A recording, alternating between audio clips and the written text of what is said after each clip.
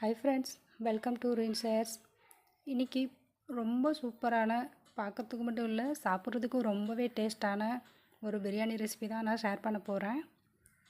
வாங்க, ரொம்ப கம்மியான பொருட்களை வச்சு இந்த பிரியாணி எப்படி ரெடி பண்ணுறதுன்னு பார்க்கலாம். வீடியோக்கு போகிறதுக்கு முன்னாடி சப்ஸ்கிரைப் பண்ணிக்கோங்க ஃப்ரெண்ட்ஸ். 1/2 கிலோ சிக்கன் எடுத்துக்கிறேன். இது கூட 1 ஸ்பூன் இஞ்சி பூண்டு பேஸ்ட்டு சேர்த்துக்குவோம். 1 ஸ்பூன் அளவு சில்லி பவுட்ரு, மிளகாய் பொடி 1 ஸ்பூன் சேர்த்துப்போம்.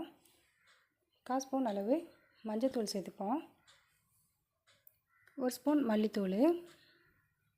இது கூட 1 டீஸ்பூன் அளவு உப்பு சேர்த்துப்போம்.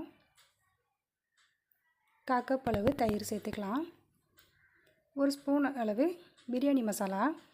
இது நான் கடையில் வாங்கின ஆச்சி பிரியாணி மசாலா தான் சேர்த்துருக்கேன். இது பரட்டி ஒரு ஓரமாக வச்சுருவோம். கொஞ்சம் நேரம் ஊறட்டும். ஒரு பேனில் 1/4 கப் அளவு எண்ணெய் எடுத்துக்கிறேன். ஒரு 2 பெரிய வெங்காயம், அது பெருசு பெருசாக கட் பண்ணி இதில் போட்டு நம்ம வதக்கிக்கலாம். இதில் பொடியாக கட் பண்ணணுன்னு அவசியம் இல்லை, ஏன்னா இதை நம்ம வதக்கி அரைக்க போகிறோம். ஸோ ஒரு பச்சை வாசம் வர வரையும் லைட்டாக வதக்கிக்கலாம்.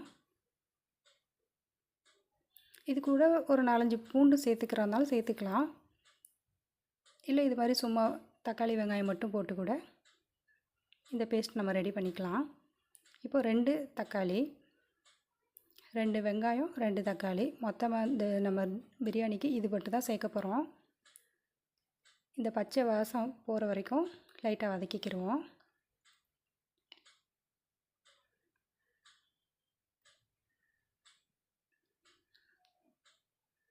இதில் நம்ம உப்பு போட்டு வதக்குறதுனால வதக்கிக்கலாம், இல்லை பின்னாடி நம்ம கிரேவியில் உப்பு சேர்த்துக்கலாம். இப்போ நான் உப்பு சேர்க்கலை. இந்த எண்ணெயெல்லாம் ஃபில்ட்ரு பண்ணி இதை தனியாக எடுத்து ஆற வச்சு மிக்சியில் அரைச்சி எடுத்துகிட்டு வந்துடுவோம். இப்போ மிச்சம் இருக்க அந்த எண்ணெயில் சிக்கன் பீஸை நம்ம அதில் போட்டு பொரிக்க ஆரம்பிச்சிடலாம். இது ரொம்ப நேரம் ஊற வைக்கணும்லாம் அவசியம் இல்லை. 1 மணி நேரம், 1 நாள் அந்த மாதிரிலாம் சில பேர் ஊற வைப்பாங்க.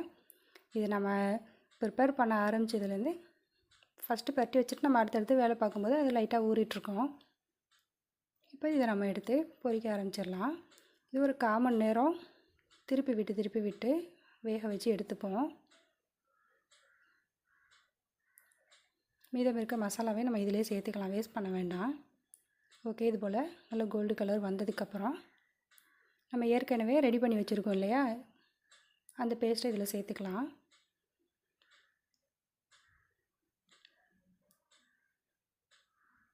இதில் சேர்த்து நல்லா மிக்ஸ் பண்ணி அது எண்ணெய் பிரிகிற வரைக்கும் சிம்லேயே வச்சுருவோம். நம்ம இதில் நல்லா எல்லா சிக்கன்லேயும் படுற மாதிரி லைட்டாக மிக்ஸ் பண்ணி விட்டுக்குவோம்.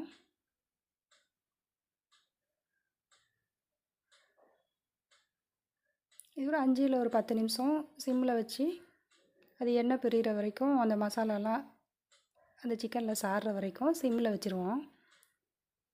நம்ம அதில் தக்காளி வெங்காயத்துக்கு உப்பு போடல இல்லையா, அதனால் இதில் கொஞ்சமாக உப்பு சேர்த்து மிக்ஸ் பண்ணி விட்டுக்குருவோம். இது கொஞ்சம் நேரம் வேகட்டும். இதை பக்கத்து அடுப்பில் வச்சுட்டு நம்ம இன்னொரு அடுப்பில் குக்கரை காய வச்சு ஒரு 2 ஸ்பூன் நெய் சேர்த்துப்போம். இதில் கொஞ்சம் ஸ்பைசஸ், 2 ஏலக்காய், 2 மிளகு, கிராம்பு, பட்டை, ஸ்டார் அனீஸ் 1, கொஞ்சமாக ஜீரா எல்லாம் போட்டு நல்லா மிக்ஸ் பண்ணி விட்டுருவோம். 2 ஸ்பூன் நெய் போட்டால் போதும். இது கூட குட்டி குட்டியாக நறுக்கி வச்ச ஒரு துண்டு அளவு இஞ்சி சேர்த்துப்போம். அதே மாதிரி குட்டியாக நறுக்கினா ஒரு பூண்டு அதையும் நறுக்கி போட்டு ஒரு 2 பச்சை மிளகாய் அளவு ரொம்ப குட்டியாக கட் பண்ணி இதில் போட்டு நல்லா இதை வதக்கி விட்டுருவோம் கோல்டு கலர் வர வரைக்கும். இது சிம்மில் வச்சு வதக்குங்க, ஹையில் வச்சா தீஞ்சு போயிடும். நல்லா இது கோல்டு கலர் ஆகட்டும்.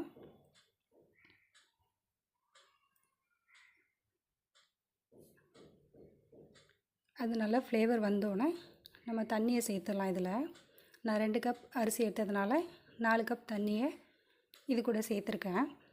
2 கப் அரிசிக்கு 4 கப் தண்ணி.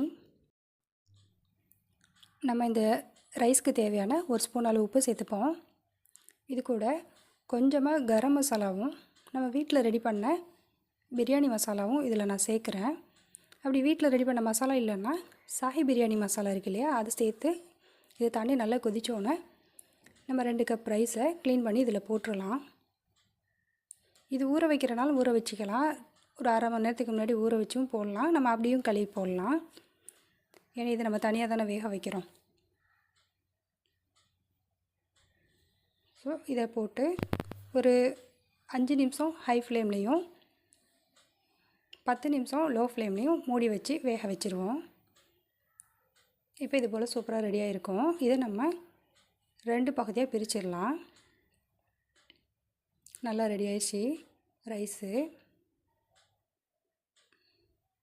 இதை நம்ம ஒரு தட்டு எடுத்து இதில் பாதி அளவு ரைஸை நம்ம தனியாக எடுத்து வச்சுருவோம். நம்ம ஏற்கனவே சிக்கன் ரெடி பண்ணி வச்சுருக்கோம் இல்லையா,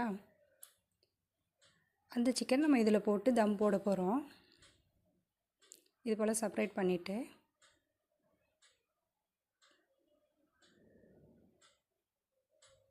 இப்போ நம்ம ஏற்கனவே ரெடி பண்ணி வச்ச சிக்கனை இது கூட ஆட் பண்ணிடுவோம்.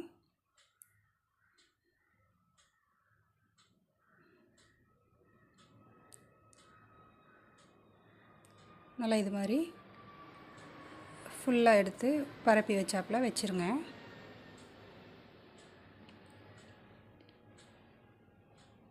நல்லா எல்லா மசாலாவையும் வலித்து அதில் போட்டுருவோம்.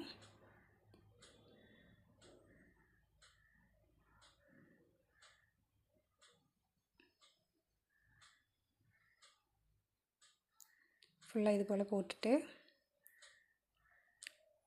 இது கூட பொடியாக கட் பண்ணி வச்ச மல்லித்தழை நம்ம சேர்த்துக்கலாம்.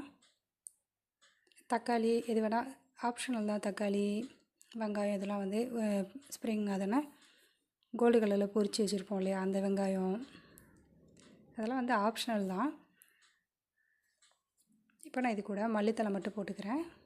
ப்ளஸ் ஒரு பச்சை மிளகா, ஒரு 4-5 பச்சை மிளகா சேர்த்துக்கிறேன். இது சேர்த்ததுக்கப்புறம் நம்ம ஏற்கனவே 2 பிரித்து வச்சுருக்கோம் இல்லையா ரைஸ், வேக வச்ச ரைஸை நம்ம இது மேலே போட்டு தம் போட வச்சுருவோம். இது நான் வந்து ஜீரக சம்பா ரைஸ் தான் எடுத்துருக்கிறேன். பிரியாணி ரைஸும் எடுத்துக்கலாம். நான் பர்சனலாக எனக்கு ஜீரக சம்பா பிடிக்குன்றதுனால நான் மேக்ஸிமம் இதான் யூஸ் பண்ணுவேன். இது நல்ல ஃப்ளேவர் நல்லாயிருக்கும், அதனால் நான் அதை யூஸ் பண்ணுவேன். நீங்கள் நார்மல் பிரியாணி அரிசி எடுத்துக்கிறனாலும் பாஸ்மதி ரைஸ் எடுத்துக்கிறனாலும் எடுத்துக்கலாம்.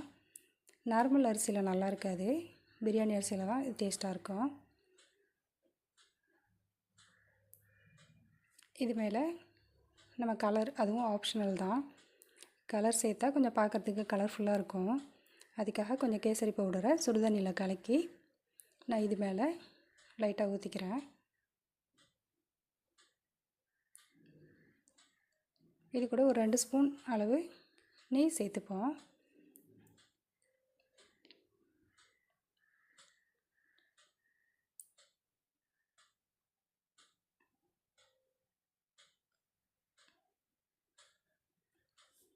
அவ்வளோதான், நம்ம இதை வந்து தம் போட ஆரம்பிச்சிடலாம். எப்பவும் போல் ஒரு தட்டை வச்சு அது மேலே நம்ம ரைஸை வச்சு ஜஸ்ட் ஒரு 10 மினிட்ஸ் தம் இருந்தால் போதும்.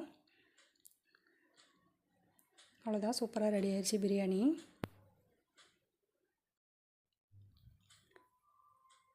ரொம்ப கம்மியான பொருட்களை வச்சு ரொம்பவே சூப்பரான ஒரு பிரியாணி நம்ம ரெடி பண்ணியிருக்கோம்.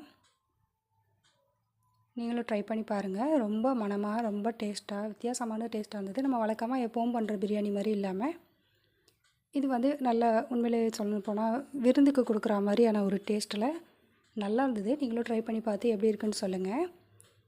நான் பண்ண இதே அளவுகளில் செஞ்சாலே ரொம்ப சூப்பராக வந்துடும். ட்ரை பண்ணி பார்த்துட்டு எப்படி இருக்குன்னு சொல்லுங்கள். ஸோ ரெசிபி பிடிச்சிருந்துச்சுன்னா லைக் பண்ணுங்கள், கமெண்ட் பண்ணுங்கள், ஷேர் பண்ணுங்கள். மறக்காமல் வீடியோ சப்ஸ்கிரைப் பண்ணிக்கோங்க ஃப்ரெண்ட்ஸ்.